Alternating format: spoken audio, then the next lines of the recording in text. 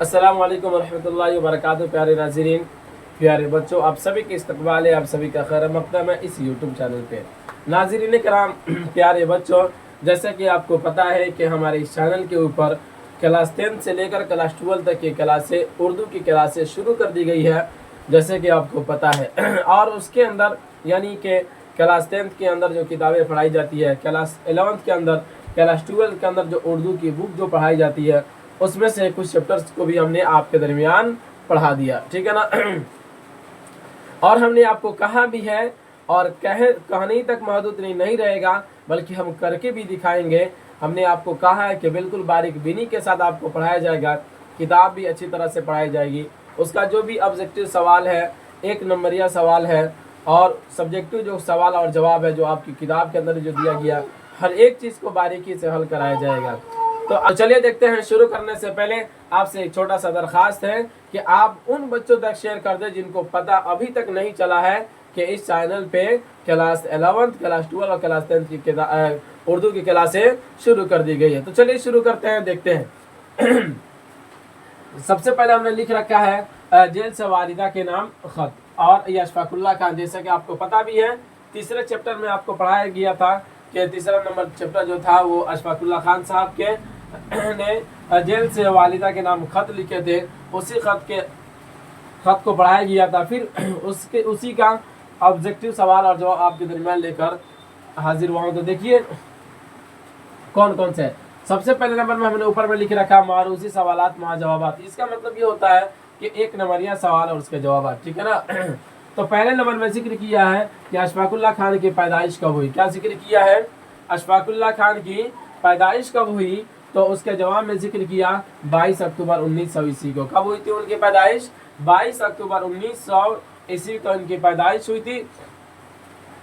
अगला सवाल है अशफाकुल्लाह खान कब शहीद किए गए, यानी अशफाकुल्लाह खान साहब के बारे में कहते हैं कि उनकी शहादत कब हुई, कब उनको शहीद कर दिया गया।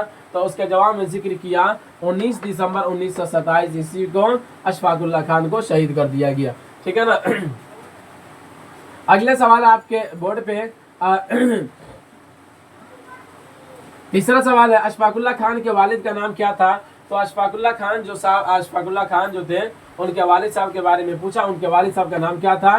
तो उसके जवाब में जिक्र किया मोहम्मद शफीकुल्लाह खान। क्या था उनके वालिद साहब का नाम? मोहम्मद शफीकुल्लाह खान था। उसके बाद 4 नंबर में जिक्र किया अशफाकुल्लाह खान की वालिदा का नाम क्या था। वालिदा का नाम क्या था? तो उसके जवाब में जिक्र किया मजहरुन्निसा। क्या जिक्र किया? मजहरुन्निसा, यानी कि अशफाकुल्लाह खान के वालिदा का नाम जो था मजहरुन्निसा था, और उनके वालिद साहब का नाम जो था वो क्या था? मोहम्मद शफीकुल्लाह खान था, ठीक है ना। अगला सवाल है कि शामिल निसाब जेल से वालिदा के नाम खत के मकतूब निगार कौन है, यानी कि आपके निसाब के अंदर जो शामिल है जेल से वालिदा के नाम खत है, उसके लिखने वाला राइटर कौन है।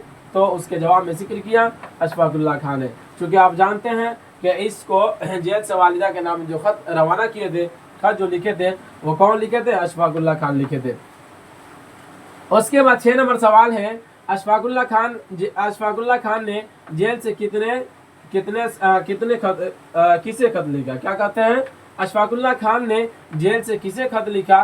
तो उसके जवाब में जिक्र किया अपनी माँ को, जैसा कि आपने पढ़ा भी है कि अशफाकुल्लाह खान साहब जो थे जेल से अपनी माँ को खत लिखे थे, ठीक है ना। 7 नंबर सवाल है 2 इनकलाबियों का नाम बताइए जिनसे अशफाकुल्लाह खान का ताल्लुक रहा हो, ठीक है ना।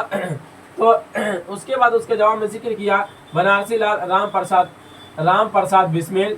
तो ये ऐसे लोग थे जिनके सोबत में जब बैठे तो फिर ऐसा हुआ कि चूंकि इनकलाब परवर लोग थे, इनकलाब पसंद लोग थे, तो जो ये भी जब इनके सोबत में बैठे तो इन्हीं की तरह इनका भी मिजाज हो गया, जैसा कि आपने चैप्टर के अंदर पढ़ा, ठीक है ना। अगला सवाल है 8 नंबर सवाल है वो फांसी से कितने दिन पहले खत लिखे थे, यानी कि जब इनको फांसी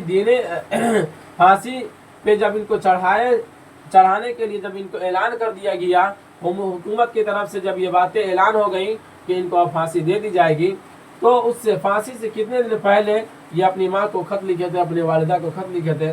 तो उसके जवाब में कहा कि 4 दिन पहले। क्या? कितने दिन पहले? 4 दिन पहले 4 दिन पहले वो अपनी वालिदा को खत लिखे थे।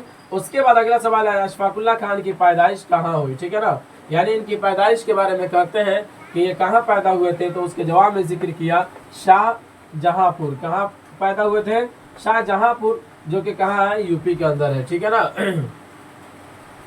उसके बाद कहते हैं अशफाकुल्ला खान ने क्या तखल्लुस इख्तियार किया था, यानी कि अपने लिए, जिस तरह से आप पढ़ते हैं कि असदुल्ला खान जो थे उन्होंने अपने लिए गालिब तखल्लुस कर लिया। इसी तरीके सुहेल आज़िम आबादी है, वो कुछ और अपना तखल्लुस कर लेते हैं।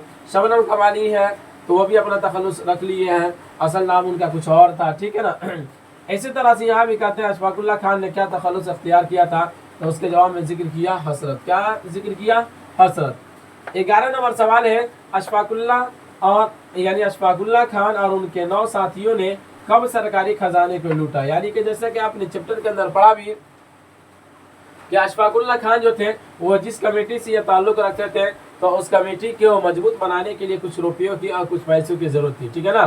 तो उसके बाद क्या हुआ, काकोरी जब सरकारी खजाना जब माल गाड़ी में ट्रेन में रखकर जब गाड़ी आई काकोरी, जब वो ट्रेन पहुंचा तो वहां से इनके साथियों ने और अशफाकुल्ला खान ने क्या कर लिया था, वो पूरा अपने 9 साथियों के साथ सरकारी खजाने को लूट लिया, ठीक है ना। तो उसी को कहते हैं अशफाकुल्ला और उनके 9 साथियों ने कब सरकारी खजाने को लूटा, तो उसके जवाब में जिक्र किया 19 अगस्त 1925 ईस्वी को। कब लूटे थे?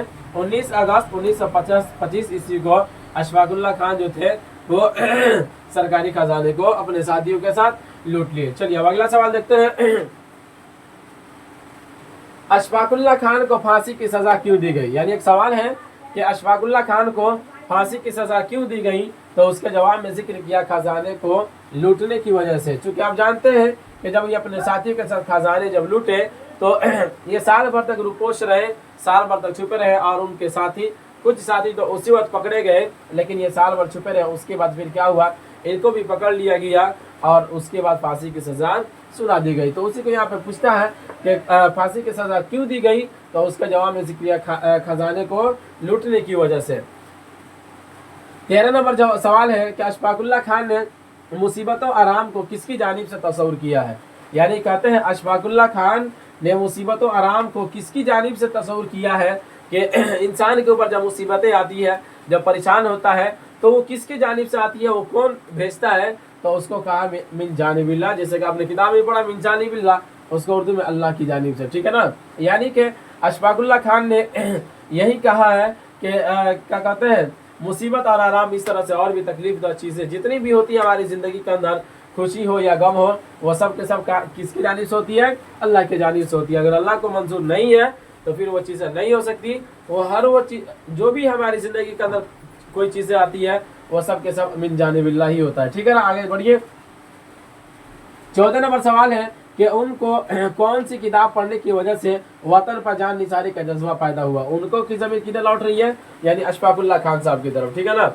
यानी अशफाकुल्ला खान साहब के बारे में पूछा गया इस सवाल के अंदर कि कौन सी किताब पढ़ने की वजह से वतन पर जान निसारी का जज्बा पैदा हुआ, कि वतन पर मर मिटने का इनको जज्बा पैदा हुआ। कौन सी किताब ये पढ़े थे, तो उसके जवाब में जिक्र किया लव ऑफ कंट्री, ठीक है ना।